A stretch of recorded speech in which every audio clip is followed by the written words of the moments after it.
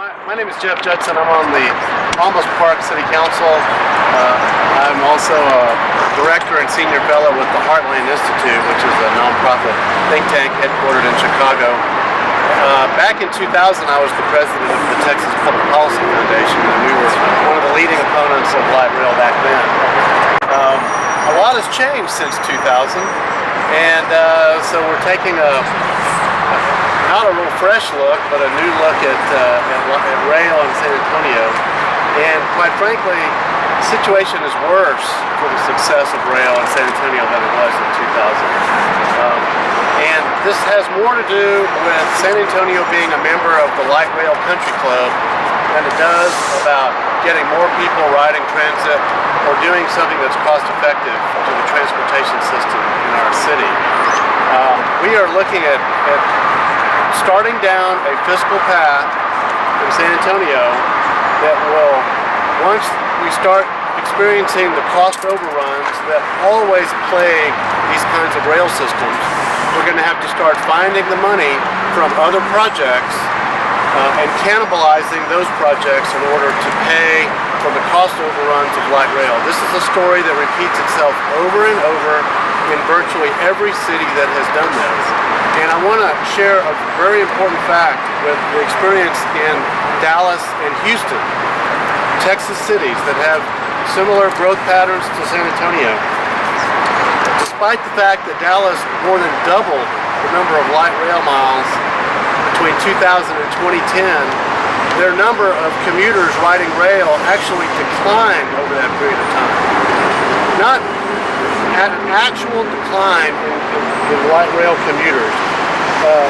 3,700 fewer commuters rode rail in 2010 than did in 2000, and they've spent $3.5 billion on their rail system. Houston has 2,700 fewer commuters riding rail, riding transit than they did in 2000 before they had built their light rail system. San Antonio, on the other hand, has seen no decline in commuters riding transit over that same period of time. I would argue because we do not have rail. We have invested in our bus system, and we have sustained a bus system. Once you build rail and you start having cost overruns, you start raising bus fares, cutting back on bus service, and you start seeing the pain experienced across the city. In Texas, in San Antonio, this whole project is predicated upon the existence of massive amounts of federal dollars to pay for this system. The first part of it is going to be paid with local dollars. Let's assume the next parts will be paid with federal dollars. The House budget that was most recently passed put in zero for New Starts funding for rail. So the federal money is not going to be there for this project. So if we put local money into this project, we will be committing ourselves to something that the federal money may not be there. Secondly, this is being built supposedly to induce economic development.